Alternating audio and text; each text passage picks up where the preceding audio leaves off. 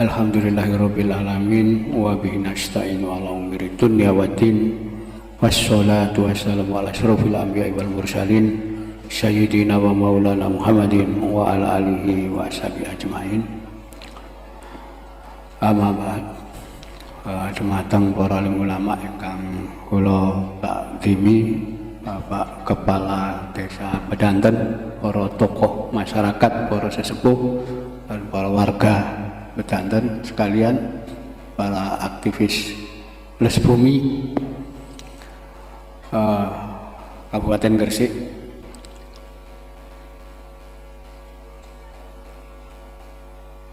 Desa-desa di sepanjang pantai utara ya, itu memiliki hubungan dengan cerita dakwah agama, mulai agama paling kuno sampai agama tengah sampai agama yang terakhir Islam. Okay.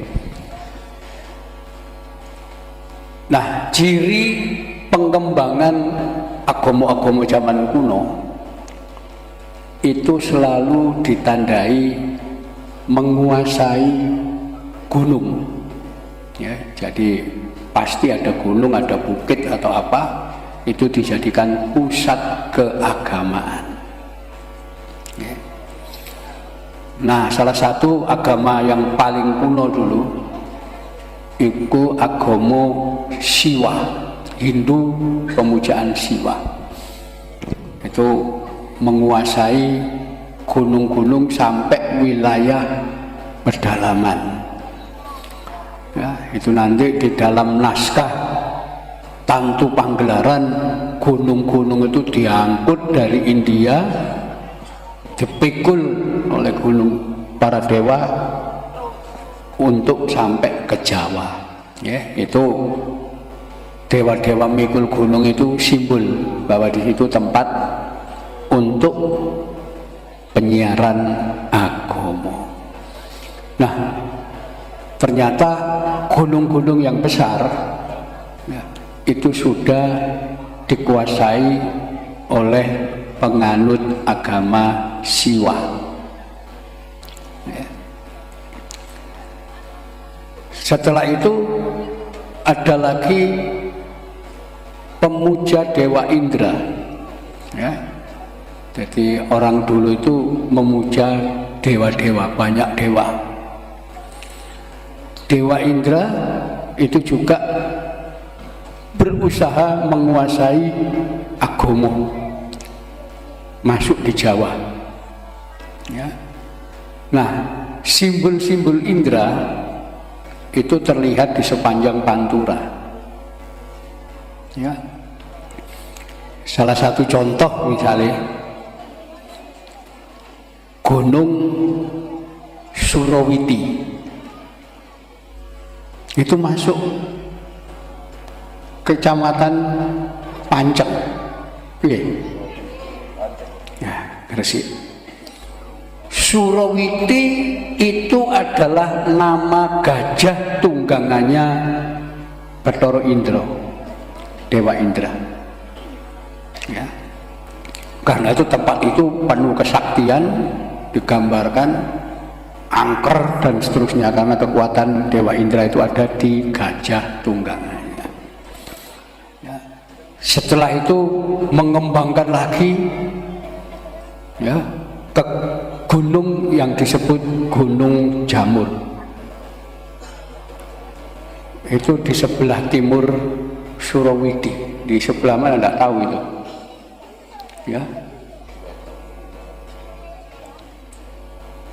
Nah, setelah dari Gunung Jamur mau menguasai Gunung Bunga.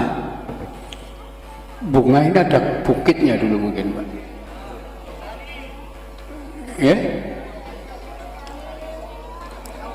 Nah, rupanya ketika berusaha menguasai Gunung Bunga itu terjadi perlawanan dari penganut Siwa.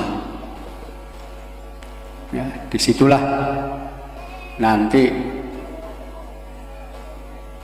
terjadi pertarungan, kalah, ya, Indra kalah, Dewa Indra, Bathara Indra kalah, dan kemudian melarikan diri, dikejar, ya, dan Dewa Indra digambarkan bersembunyi, ya, tempat persembunyiannya Bathara Indra itulah nanti disebut Indra Ndelik, itu di utara. Jadi zaman dulu itu nama-nama itu, ya. Tapi Dewa Indra itu tidak bisa tidak mampu masuk ke pedalaman, dia hanya di pantai, ya, karena itu ada beberapa bukit yang di sebelah timur Gresik itu ada tempat pemujaan Dewa Indra. Karena itu tempat itu namanya Indro, sampai sekarang masih daerah Indro, ya, jadi dia tidak bisa masuk ke dalam. Jadi zaman dulu itu perang agama seperti sekarang ini, ya, tapi perang agama ini podo Islam ya, ya. Dulu itu perang, ya, sampai kemudian Buddha juga datang, itu tarung, nama desa-desa itu berubah, ya. Kenapa? Karena pertarungan antar agama, ya. Nah itu nanti sampai masa Singosari Mojopahit podo sadari iki awak dhewe nek perang terus antara agama entek menungso iki. Disitulah sampai akhirnya ada agama Siwa Buddha digabung lo dadi siji, wis Siwa maupun Buddha podo ae, ya. Nanti ada konsep Bhinneka Tunggal Ika Tanhana Dharma Mangruwa, itu karena kesadaran nek nuruti agama sing paling bener yo gak mari-mari gitu. Nah, di antara tempat-tempat, ya, untuk penyebaran agama, ya, yang paling menyedihkan itu perkembangan agama Islam, ya. Jadi ada kitab namanya kitab Musyoror, ya, itu dari Giri dulu, ditulis oleh Sunan Giri kedua, ya, Sunan Dalem. Di situ menceritakan, ya, Pulau Jawa ini dihuni selain manusia juga dihuni para siluman, bangsa jin, demit, dan seterusnya, ya. Lalu Sultan Al-Gabah saking dari negara Rum mengirim 20.000 keluarga ke Jawa, ya. Ternyata 20.000 keluarga itu mati terbunuh semua, ya, dibunuh oleh jin, siluman, demit, dan seterusnya, ya.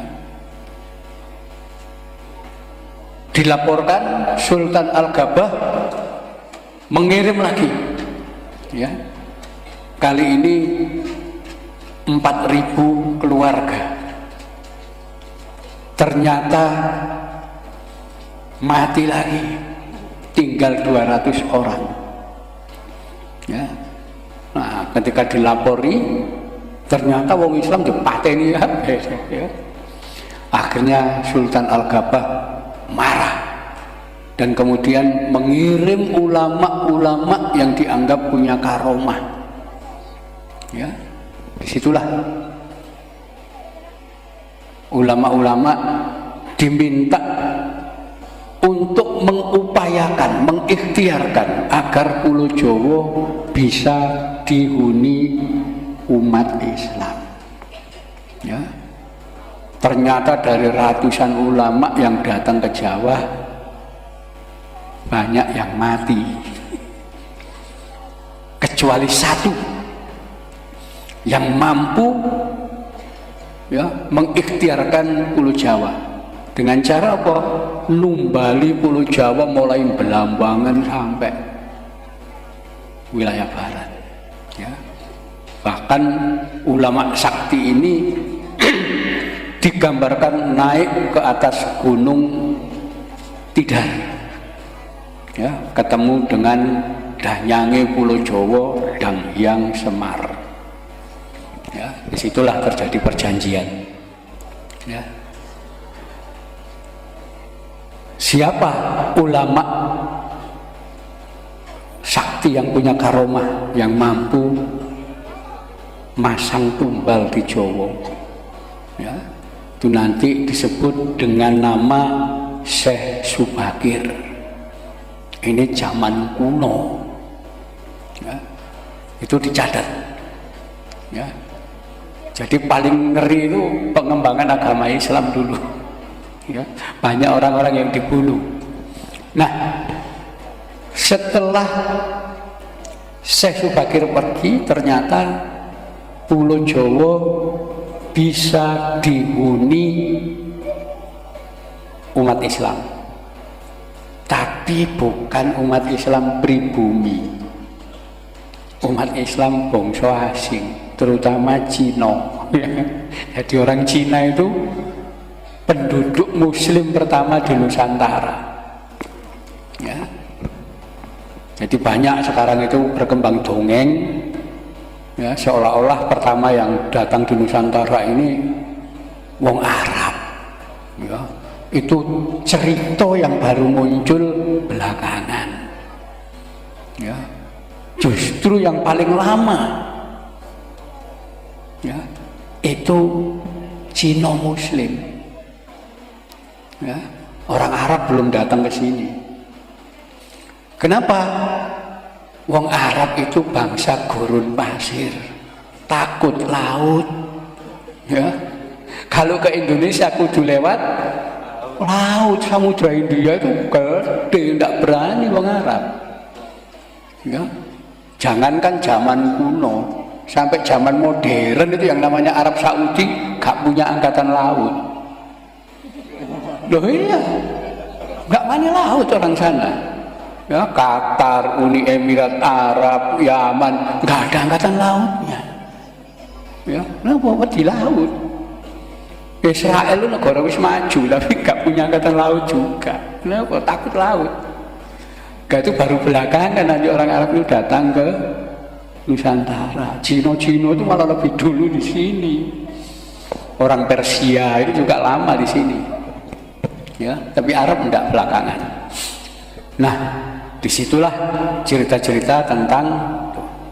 Nah, ada catatan dari Persia kuno bahwa abad 9 Masehi itu suku Lor dari wilayah Lorestan, ya. Lorestan itu sekarang nama provinsi di Iran sana, ya. Ini wilayah paling tua, ya, di mana Lorestan ini satu-satunya provinsi di Iran yang penduduknya mulai zaman kuno sampai sekarang Ahlus Sunnah wal Jamaah. Jadi nggak ada Syiahnya sampai sekarang, ya. Nah, itu akhir abad 9 Masehi itu diceritakan mereka datang ke Nusantara. Ada 3 kelompok, satu suku Lor, yang kedua orang Jawana, yang ketiga orang Sabantara. Yang Lor masuk ke Jawa, yang Jawana dan Sabantara di Sriwijaya, Sumatera. Orang Lor kemudian tinggal di desa namanya Loram, itu di Kudus. Masuk lagi ke wilayah dalam Bluro juga ada desa Loram. Selain itu juga menebar di pantai utara desa namanya Leran. Nah, ternyata, ya, ini pun sama. Orang dari luar ini juga dibantai di Jawa. Banyak yang mati terbunuh. Ya. Sampai generasi ketiga yang hidup di Jawa itu juga mati terbunuh. Ya. Di dekat sini ada Desa Leran, ada makamnya Fatimah binti Maimun. Beliau juga mati terbunuh. Kenapa? Di makamnya itu ada inskripsi tulisan, Hada Makbaroh Syahidah Fatimah binti Maimun. Orang yang mati syahid kenapa dibunuh? Ya, jadi jangan, ini fakta ini. Jadi Islam itu paling banyak korban dulu masuk di sini. Ya, kenapa? Karena di sini itu masyarakat itu terbagi dua, masyarakat di keraton dan masyarakat di luar keraton. Masyarakat di keraton itu agama ini agama Hindu atau Buddha, ya. Tapi untuk kalangan tertentu, prajurit-prajurit itu agamanya agama Tantra Birawa, agama yang mensyaratkan korban manusia, ya, di mana seluruh pengikutnya ini roto-roto digdaya, roto-roto sakti. Tapi syaratnya itu tadi, upacara pancamakara atau molimo, makan manusia, minum darahnya manusia. Dan yang paling banyak dijadikan korban wong Islam. Ya itu. Nah, salah satu pusatnya dulu itu di daerah Gresik sini, itu pusat Birawa Tantra. Ya. Karena itu ada desa namanya Kalitangi. Ya, Kalitangi. Ya, Kali itu namanya Dewi perempuan, Dewi Kali. Tangi itu bangun, ya, kekuatannya muncul di situ. Ya, karena itu ada sungai di situ, Bengawan itu. Dulu namanya Bengawan Setro. Ya, Setro itu adalah tempat upacara melakukan ibadah molimo atau pancamakara. Ya, jadi di situ. Ya. Jadi kalau ada desa namanya Setro, pasti itu pusat kegiatan Bhairawa Tantra. Ya. Ya, memang ceritanya ngoten. Prasasti-prasasti itu menceritakan bagaimana upacara itu dijalankan. Ya. Dan korban ini biasanya memang wong Islam. Ya. Itu cara pandang orang-orang penganut agama, apa kita nyebut agama pagan lah, ya, agama pemuja kegelapan, pemuja dewa macam-macam, itu golongan pagan. Itu kalau membunuh orang itu beda sudut pandangnya. Ya, misalnya wong agamane Kristen, dia benci dengan wong Islam, mateni wong Islam, tembaki, del. Wis iki wong sesat, mlebu neraka, tak pateni. Wong Islam sing fanatik juga begitu. Ana wong Kristen tembaki, iki wong fanatik, wong sesat, tembaki, mati. Ya, neraka panggonan. Nah, kalau wong pagan yang pemuja dewa-dewa gitu, enggak. Ya, saya membunuh orang, wong iki korban, wong iki suci, engko bakal ketemu karo aku nang swarga. Jadi pandangannya begitu. Jadi dia nggak merasa berdosa, nggak merasa bersalah. Nah, wong iki tak korban, kok iki hanya orang suci yang bisa dikorbankan. Ya, jadi nanti ketemu. Nah, kemarin peristiwa di Selandia Baru. Itu wong agama pagan, pemuja dewa itu. Karena itu ketika nembak orang langsung kita nanti ketemu di Valhalla, swarga. Zaman biyen kok ngoten niku. Wah, termasuk pusatnya di sini. Maka desa-desa itu dulu kaitannya dengan agama kuno. Ya.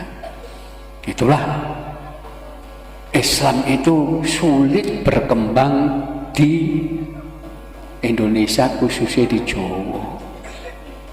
Ya, selama ratusan tahun gak berkembang. Baru setelah Wali Songo datang, tuh Islam bisa diterima dan bisa berkembang.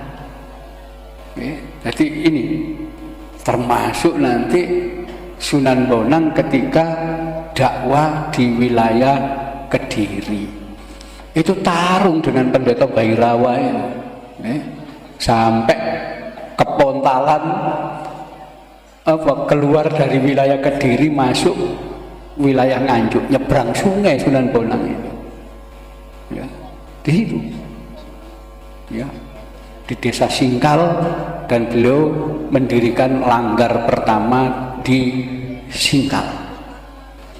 Ya. Dan itu tarung zaman dulu.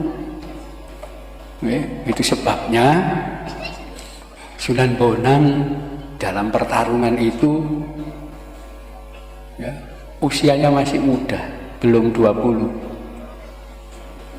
Beliau luka ya, karena wong Bhairawa itu Digdaya sakti-sakti memang. Sunan Bonang luka, itu sebabnya sampai keluar dari Kediri masuk nyebrang sungai ya. Itu nanti yang menjadikan kenapa Sunan Bonang seumur hidup tidak menikah. Resiko dakwah zaman kuno itu kayak begitu itu ya. Nah, jadi memang agama di sini zaman dulu ada ya, yang namanya Bhairawa Tantra. Salah satu upacaranya disebut Moli-Moli Maem, Mamsa, Matsya, Madhya, Maituna, Mudra. Upacara di Setro ya. Jadi dulu ya itu agama lawas, cuma kan tidak dipelajari di sekolah. Tapi kalau kita mau aslinya ya itu ya. Kita kena Sumanto mangan wong ribut kok. Dulu malah sehari-hari anaknya orang diambil, sembel dari situ, dimakan, jantungnya diminum darahnya. Nah, upacara gitu. Nah itu baru selesai setelah Wali Songo. Sebelum itu nggak ada. Ya. Islam cenderung dipateni. Ya. Jadi sebelum Wali Songo ada orang Islam tapi 1-2. Ya. Keluarga Mojopahit itu ada 1-2 orang yang masuk Islam, tapi mayoritas belum. Ya. Agamane orang yang tinggal di luar keraton, agamane Kapitayan. Kapitayan itu agama Jawa kuno, tidak mengenal dewa, kenali punden. Punden pengenalane kabuyutan. Jadi itu paling kuno. Ya, itu. Justru nanti Wali Songo itu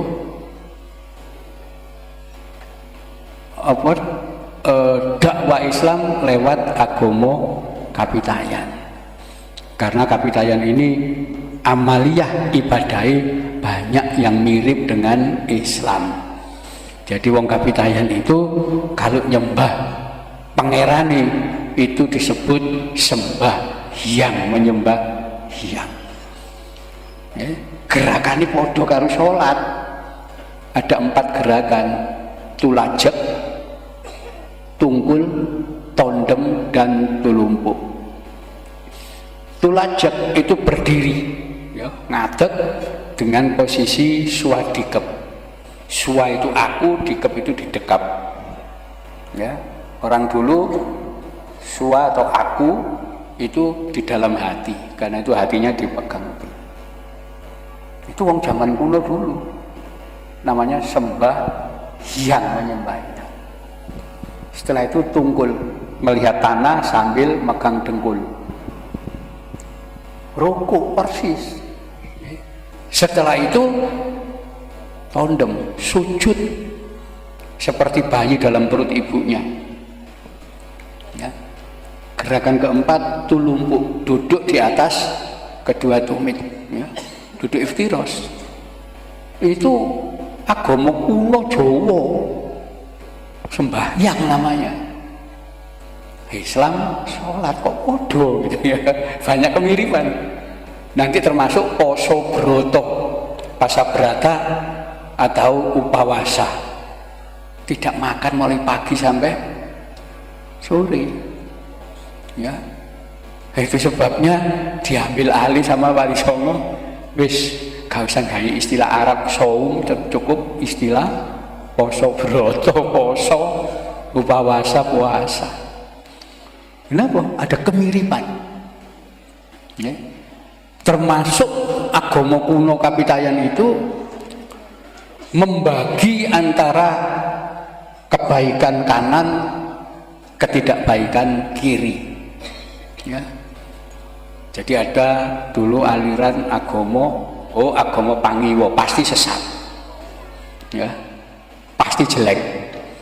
Jadi zaman kuno dulu, zaman Mojopahit, zaman Singosari, jangan coba-coba memberikan sesuatu benda ke orang lain dengan menggunakan tangan kiri. Bisa dibunuh kita. Kenapa? Dianggap penghinaan.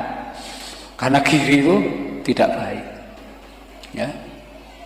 Sampai zaman dulu, ya, itu ada aturan. Orang kalau mau masuk kamar mandi itu harus menggunakan kaki kiri dulu, ya, di situ. Supaya orang tidak lupa, wong Jawa ojo sampai lali, ya, nek mlebu kamar mandi kudu gawe sikil kiwa. Karena itu zaman kuno istilah kamar mandi itu kiwan atau pakiwan. Kenapa? Mlebune sikil kiwa. Aturan zaman kuno sudah seperti itu. Itulah Wali Songo. Wong-wong iki asline wis Islam lho, tapi itulah setelah hikmah ketika Sunan Bonang sudah masuk di wilayah pedalaman dan melihat praktek-praktek agama kuno Kapitayan itu, beliau punya kesimpulan. Sejatine wong Kapitayan iku Islam tapi durung maca syahadat, durung khitan, durung kenal Al-Qur'an, ya.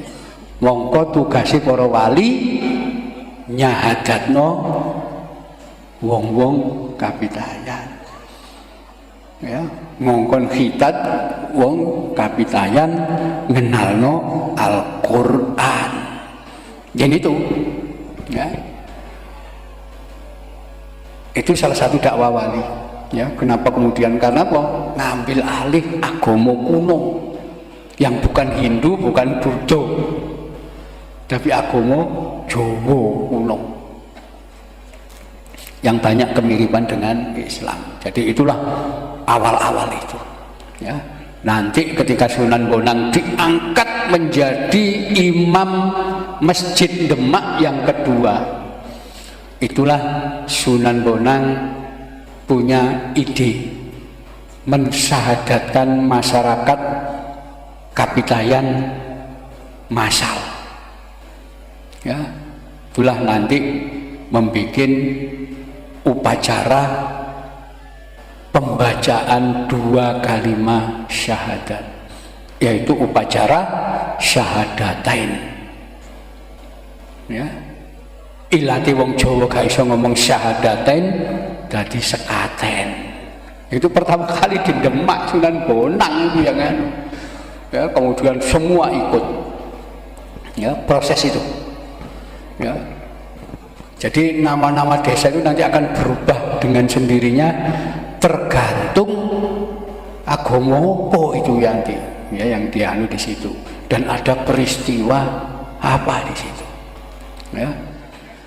Nah, karena dulu di wilayah Gresik ini dulu Pantura itu yang kuat adalah agama Siwa, maka simbol-simbolnya juga simbol Dewa Siwa. Panguwasane disebut Sunan Giri, ya, Girinoto, Prabu Satmoto, itu semua namanya Dewa Siwa. Ya. Jadi Dewa Siwa itu punya 1000 nama. Ada nama Satmoto, ada nama Girinoto, ya, Bathara Guru dan seterusnya. Ya. Nah, karena Sunan Giri itu juga disebut Prabu Satmoto, itu namanya Siwa. Orang nggak ada yang berani. Kenapa? Wis kalau sing iso ngalahno Dewa Siwa. Tuh. Ya. Nah, belakangan karena orang gak ngerti, kemudian kata Satmoto di Arabno. Apa? Ainul Yakin. Ya, ini ngarang itu nggak ada. Naskah-naskah kuno menyebut Prabu Satmoto, ya, seperti Sunan Derajat. Itu nama asli beliau itu di dalam naskah kuno, Mas Saif Munat. Nah, nanti baru belakangan jenenge diubah dhewe karo wong-wong dadi Raden Qasim. Niku anyar, jeneng anyar niku wong-wong sing ngekeki jeneng asline Mas Saif Munat, naskah Cirebon apa mau niku. Ya. Nah, karena itu kita penting gali sejarah desa, ya, nama-nama tempat, karena wilayah ini dulu pergolakan betul. Ya.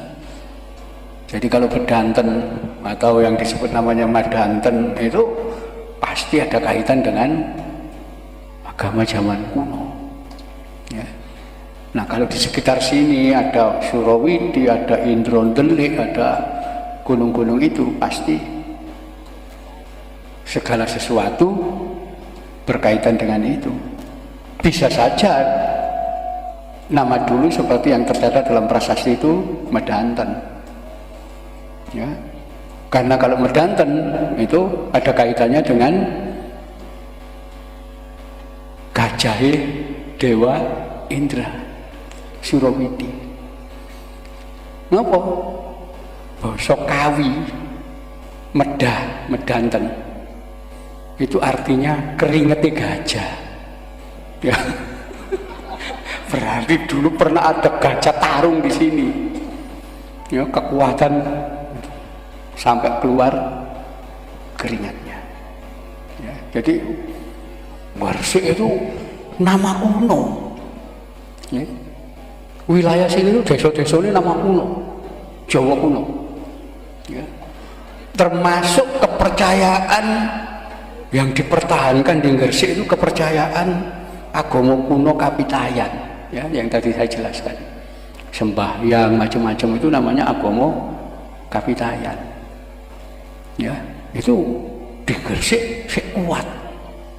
Ya. Orang Belanda menyebut agama Kapitayan karena gak paham dia dengan istilah keliru. Iki agama animisme dinamisme. Keliru. Ya. Memang wong Jawa zaman kuno itu percaya bahwa segala sesuatu itu hidup. Ya, wit-witan urip, oma barang itu urip, hidup. Jadi yang namanya rumah itu bukan benda mati tapi hidup. Ya. Kayak wong Jawa kuno itu kalau nyebut rumah itu juga sama seperti menyebut orang, sang omah. Ya. Itu Jawa kasih kejadian Jawa kuno ini. ya, sang omah itu. Nah karena itu Islam bisa diterima karena di dalam Islam itu ada aturan. Nek melbu omah ono wonge gak ono wonge kudu salam. Artinya urip omah iki ana sing jaga. Jadi itu keyakinan wong Jawa kuno itu seperti itu. Justru tersisa di Gresik, unik ya. Ya. Jadi itu sering saya kumpulkan kosakata yang digunakan Gresik Jawa kuno ini ya, unik. Contoh menyebut kata ganti diri ingsun itu Jawa kuno ya. Dan dulu orang tidak boleh bicara menyebut kata ganti diri ingsun kecuali ratu ya. Nah, masyarakat biasa itu menyebut dirinya dengan sebutan kulo atau kawulo, artinya budak. Ingsun ratu, tapi ndak Gresik wani ingsun. Itu zaman kuno geger itu. Ngapa koyo raja nyeluk awake ingsun ya. Cirebon macam-macam ingsun. Kenapa?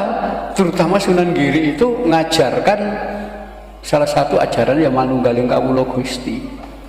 Ya, jadi di situ. Kalau sekarang harus dianggap penyebutan kata ingsun itu aneh gitu loh.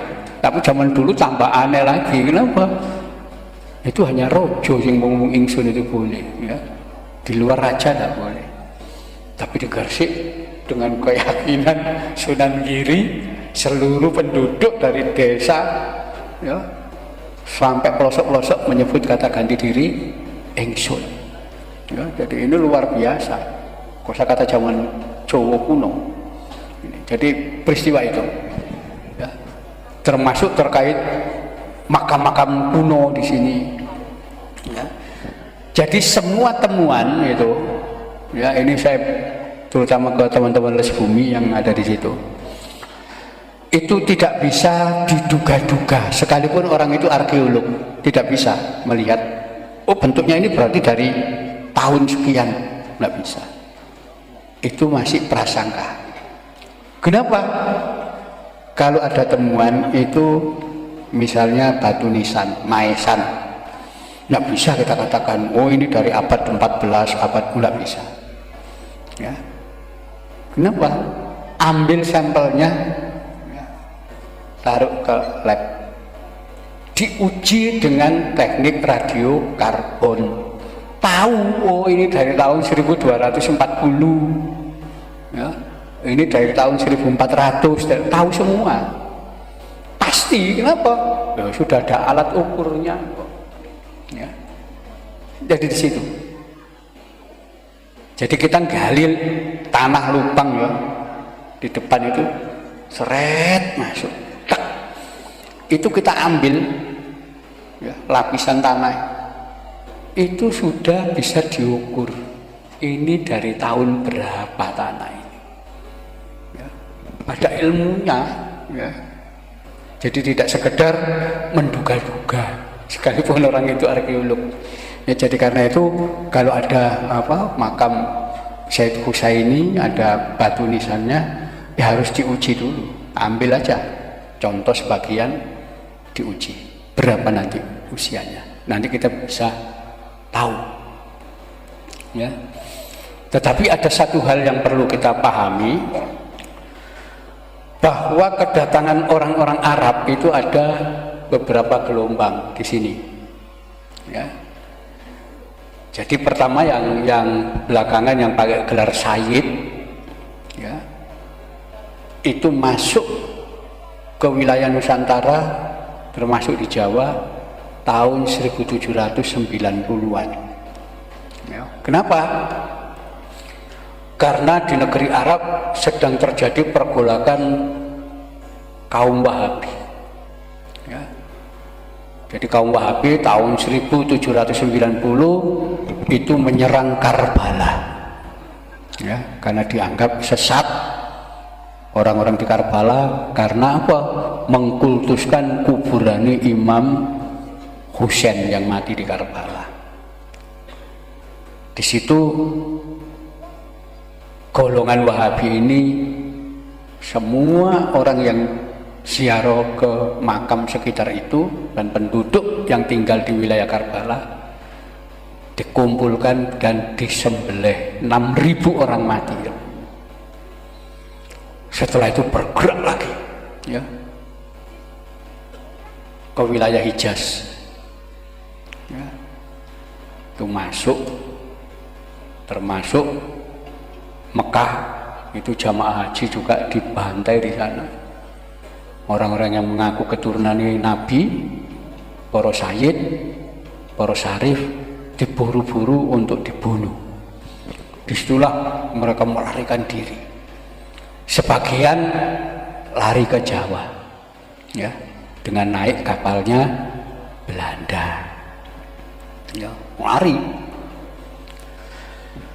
Nah, sebagian di antara para sayyid dari Hijaz, dari wilayah sekitar Mekah, ya, Jeddah, ya, kemudian sampai wilayah Madinah, itu namanya wilayah Hijaz. Itu sebagian masuk ke daerah Surakarta, ya.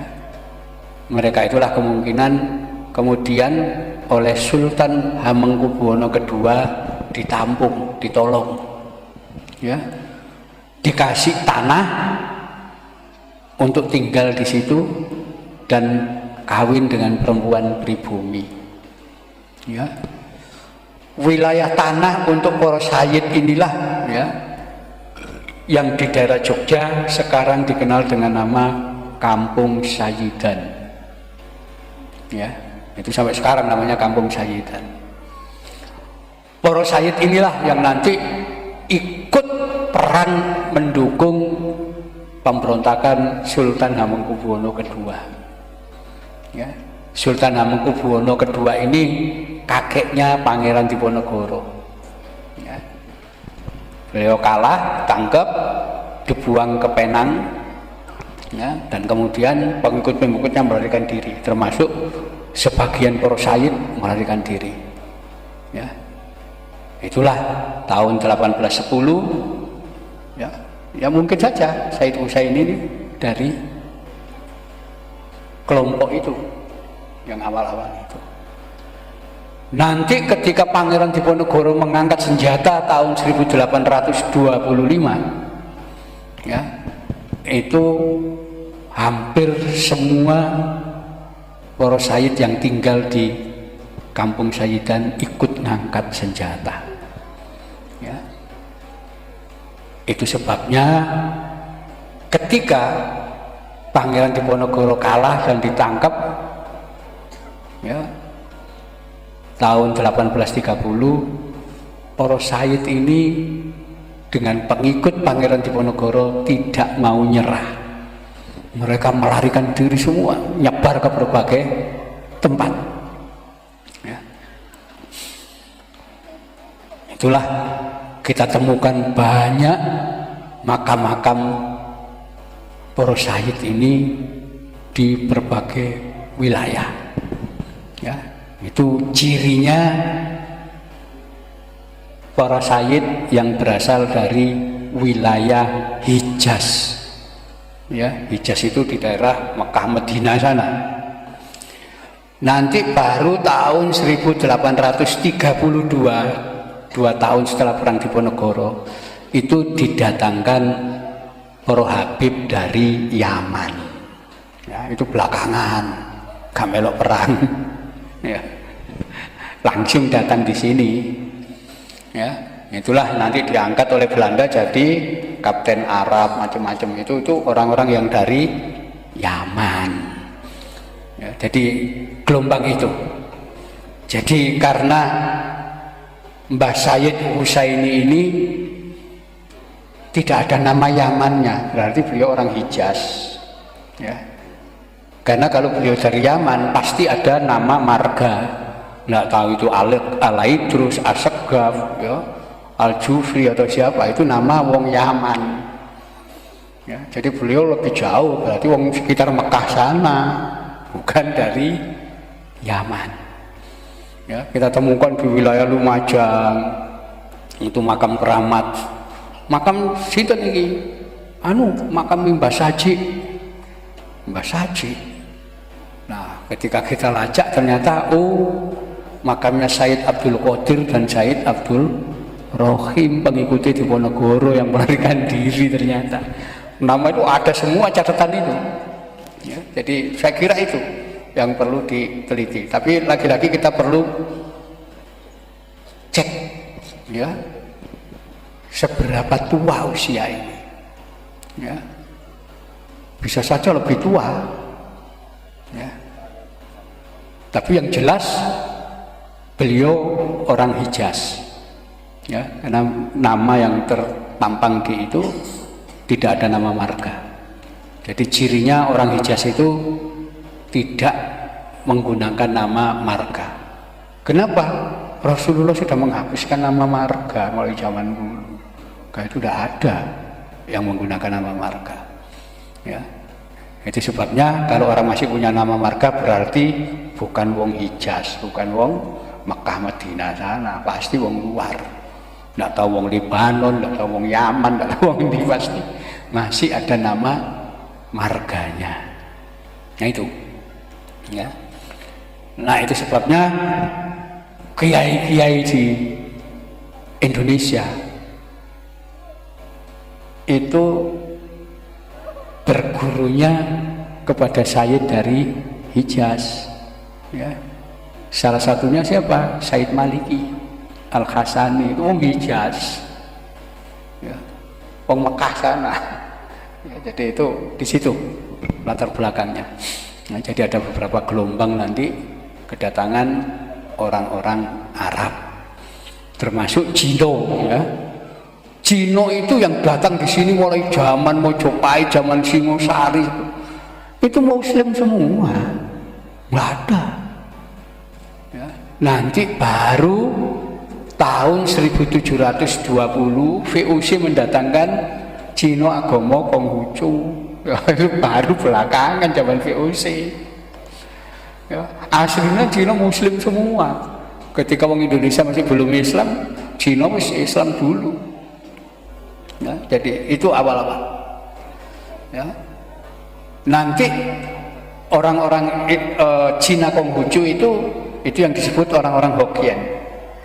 Ya. Nanti kira-kira tahun 1864 datang lagi orang Cina HK, ya, gelombang berikutnya, yaitu wong Cina sing agamane Kristen, yaitu belakangan. Ya. Karena dianggap orang baru dan agamane Kristen, orang-orang Cina Hokkien ini gak seneng. Ya, orang Cina kok agamane Kristen. Karena itu mereka memberi sebutan orang-orang Cina HK ini dengan sebutan orang asing, wong asing atau tamu baru, ya, orang baru, wong asing. Nah, basa Hokkien, orang asing atau tamu baru, ya, tamu dari luar, itu basa Hokkien ini Sinhe. Wong Jawa gak bisa ngomong Sinhe, Singke, ya, itu bedanya. Ya, Cina sing agamane Kristen itu disebut Sinhe atau Singke. Ya, nah itu gelombang kedatangan orang-orang Cina di sini, sama seperti Arab, gelombang-gelombang. Ya, tadi tetap aja orang-orang di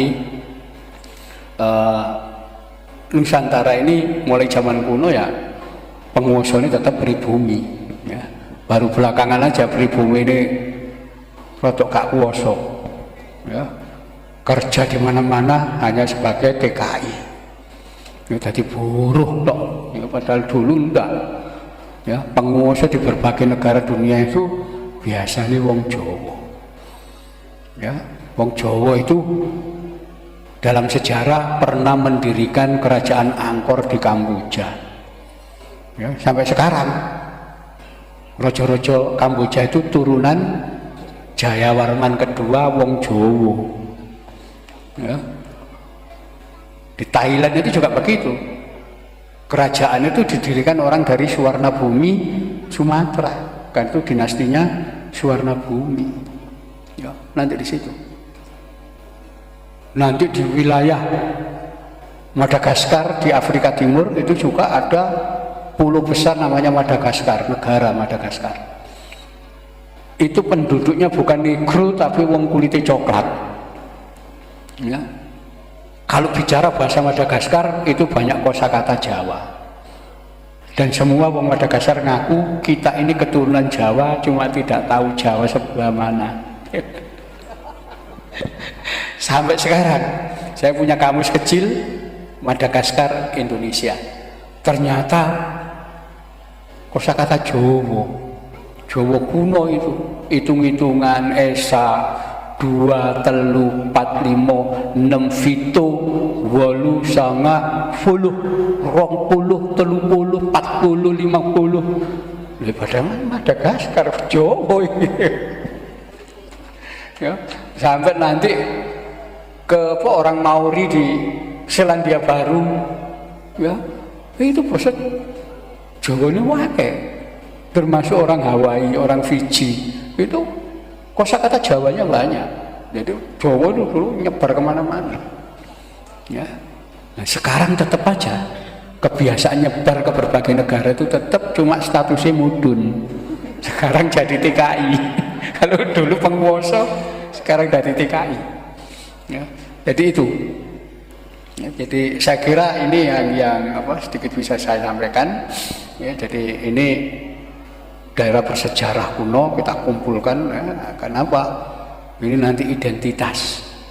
Ke depan itu hanya bangsa yang memiliki identitas yang mampu bertahan. Kenapa? Program global, deglobalisasi itu semua identitas lokal diilangi, dihabisi. Kenapa? Yang namanya globalisasi kudu global. Ya. Karena itu lokal-lokal selamatan itu harus dihapus. Kenapa? Itu lokal. Tahlilan lokal, ya, itu harus dihabisi. Karena itu kalau ada golongan agama yang mengharamkan selamatan, ya, menganggap tahlilan bid'ah, ziarah kubur musyrik, itu pasti oleh bayaran toko globalisasi. Kenapa? Supaya kita tidak punya identitas. Memang programnya begitu. Kenapa wong iki kok kuat yo? Padahal nganggur kabeh. Bayaran mereka. Ini program global. Ya. Itu sebabnya NU sampai bikin program Islam Nusantara. Itu sebetulnya megang tradisi, sampai hilang. Kenapa? Begitu kita hilang, bangsa Indonesia terhapus dari muka bumi. Kenapa? Memang program globalisasi begitu. Ya, masyarakat tidak boleh punya identitas. Ya, karena itu saya alhamdulillah ini ya ada desa berusaha mencari jati diri identitas. Ya. Kenapa? Itu tradisi kita harus kita pegang. Karena kalau enggak habis. Ya. Berapa banyak bangsa di dunia yang habis karena tidak punya identitas, hilang. Ya. Contoh orang-orang aborigin di Australia, aborigin itu kasihan. Bahasa aborigin itu sudah hilang. Kabeh nggak basa Inggris. Ya. Sampai sekarang ada kursus bahasa aborigin sing ngajar wong Inggris kulit putih. Kan kasihan itu bangsa apa ini. Nggak punya identitas.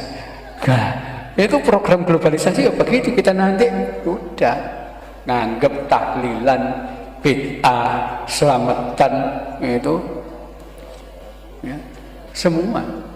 Jadi di situ itu identitas kita pertahankan. Saya kira ini ya yang sedikit bisa saya sampaikan. Nanti kalau ada yang memberi masukan monggo kita kikan ya. Sekian, mudah-mudahan membuka wacana kita tentang hakikat peringatan-peringatan seperti ini. Ya, jadi Di Malang itu sekarang dihidupkan lagi tradisi sedekah bumi macam-macam. Ya sudah, itu identitas kita ya. Dan yang sedekah bumi itu baru muncul zaman Islam. Jangan keliru, upacara ruwatan itu zaman Islam, zaman Hindu gak ada ya. Nanti orang meninggal diperingati 3 hari, 7 hari, 40 hari, 1. Itu ajaran Islam. Jangan keliru dianggap Hindu, Hindu gak ada ya. Itu semua ajaran Islam yang disampaikan oleh Wali Songo ya, ada semua ya. Saya kira ini yang perlu kita pahami nanti, bagaimana pentingnya kita menguatkan identitas tradisi kita bahwa kita bangsa yang berbudaya. Sekian, wallahu muwaffiq ila thoriq. Assalamualaikum warahmatullahi wabarakatuh. Alhamdulillah, jadi sudah dikupas tuntas, bahkan jauh-jauh masa sebelum kita membahas pedanten, beliau membahas tentang agama-agama kuno. Jadi bagaimana pedanten pada masa kuno, masuk agama-agamanya. Ada beberapa kesimpulan yang bisa saya catat pada malam hari ini, terutama yang berkaitan dengan desa Bedanten sendiri, dan yang kedua tentang sosok Mbah Sayyid Al-Husaini. Yang pertama, catatannya adalah atau patokannya adalah di masa kuno itu setiap wilayah, pemberian nama sebuah wilayah itu berkaitan dengan, pertama berkaitan dengan agama, yang kedua berkaitan dengan peristiwa. Adapun di desa Bedanten ini atau dalam naskah kuno yang disebut dengan nama Madanten, ada kaitannya, kemungkinan ada kaitannya dengan peristiwa, dan mungkin bisa juga agama termasuk ya, karena Madanten dekat dengan wilayah Surawiti, yang mana Surawiti adalah nama gajahnya Batara Indra. Sedangkan Madanten, Mada itu artinya keringatnya gajah, sedangkan Batara Indra wilayahnya dekat dengan sini. Jadi kemungkinan mungkin pernah ada pertempuran gajah Batara Indra di sini atau bagaimana, mungkin begitu. Cuman kaitannya dengan peristiwa. Dan yang kedua kaitannya dengan agama, ya Batara Indra tadi yang menunggangi gajah. Yang kedua tentang Mbah Sayyid Al-Husaini, ini kaitannya dengan datangnya gelombang datangnya orang-orang dari Arab. Orang-orang dari Arab ini datang ke Nusantara terjadi dalam beberapa gelombang. Yang pertama, gelombang pertama yaitu pada tahun 1790-an, yaitu kelompok dari para sayyid dari Arab, dari daerah Hijaz, yang mana pada saat itu di daerah Hijaz sedang terjadi pergolakan antara ajaran Wahabi yang mereka menyerang dan memburu para sayyid dan keturunan Nabi Muhammad SAW. Mereka lari ke, salah satunya lari ke Pulau Jawa, dan di Pulau Jawa diselamatkan oleh Hamengkubuwono II. Dan kaitannya dengan Hamengkubuwono atau Surakarta tadi sudah disampaikan oleh pegiat budaya di Bedanten, bagaimana cerita ada orang Surakarta yang datang ke sini supaya merawat makam Mbah Sayyid Al-Husaini. Nah, beliau Mbah Sayyid Al-Husaini ini kemungkinan yang kedua adalah karena di makamnya atau di maesannya ditulis dengan nama Sayyid, dan Al-Husaini bukan marga, jadi kemungkinan beliau adalah generasi pertama. Atau yang kedua, kemungkinan kedua, catatannya generasi pertama tadi adalah 1790-an Bu ya, datang ke sininya. Nah, kemungkinan yang kedua, Mbah Sayyid Al-Husaini ini adalah pasukan perang di Penegoro, yaitu pasca perang di Penegoro tahun 1830-an, ketika Pangeran Diponegoro diasingkan ke daerah ke Manado sana, ke Manado, dan di Makassar dimakamkannya. Pasukan Pangeran Diponegoro ini yang mereka adalah diantaranya adalah para sayyid yang tinggal di wilayah Sayyidan namanya di Yogyakarta. Mereka menyebar tidak menyerah kepada Belanda tapi menyebar ke seluruh Pulau Jawa. Jika di wilayah selatan, mereka pasukan Diponegoro ini membangun pesantren-pesantren. Ciri dari pesantren pasukan Diponegoro adalah pesantren tersebut di depan pondoknya ada sawo, ada pohon sawo. Itu yang pesantren di daerah selatan. Yang kedua, dari golongan Sayyid ini menyebar ke wilayah lain untuk berdakwah. Nah, kemungkinan kedua selain tadi bahasa Sayyid yang di gelombang pertama tadi adalah gelombang pasca perang Diponegoro, yaitu pasca tahun 1830-an. Nah, bagaimana cara membuktikan keabsahannya? Tentu harus melalui prosedur yang lebih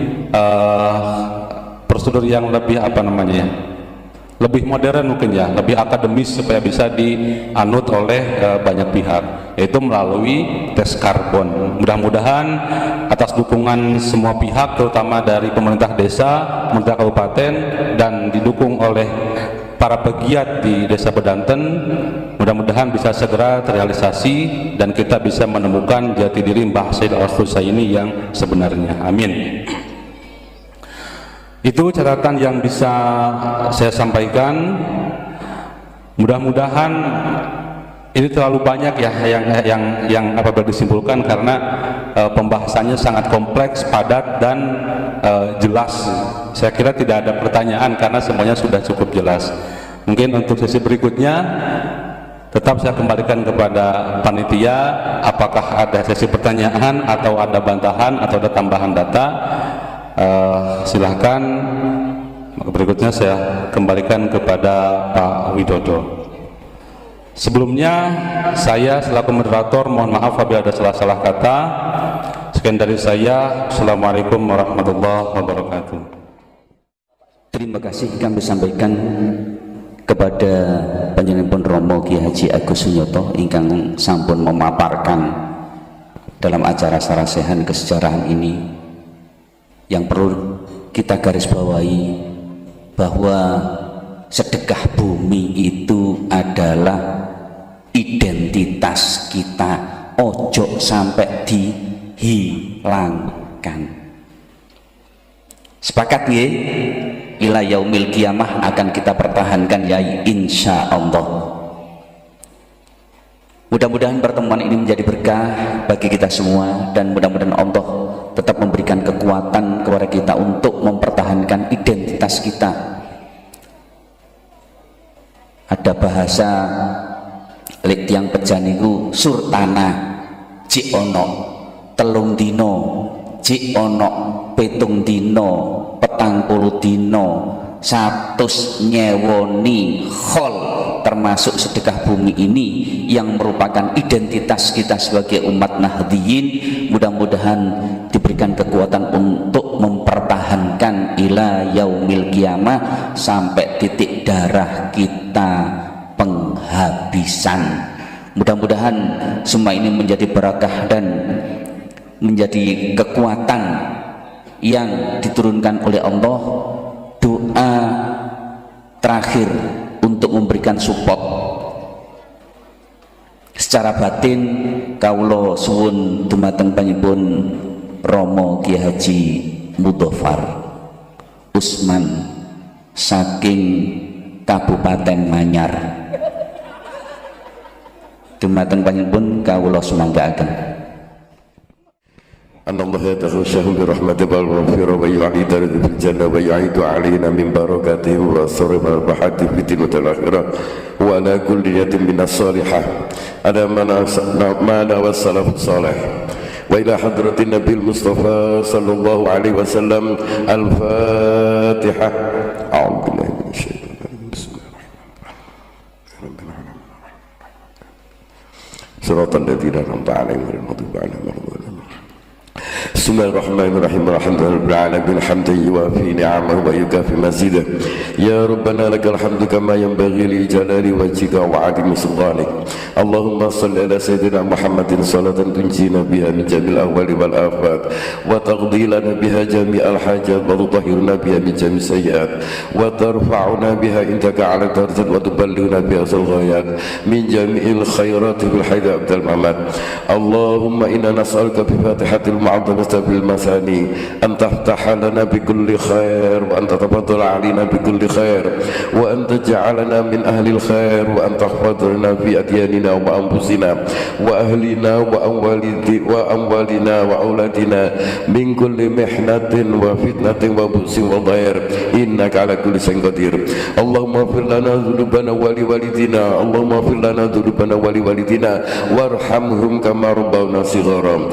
Rabbana taqabbal minna innaka antas samiul 'alim wa tub 'alaina innaka tawwabur rahim. Rabbana atina fid dunya hasanah wa fil akhirati hasanah wa qina 'adzabannar. Wa sallallahu ala sayyidina Muhammadin wa ala alihi wasallam walhamdulillahi rabbil alamin bisirril Fatihah. Maulaya sholli wa sallim daiman abada ala habibika khairil khalqi kullihim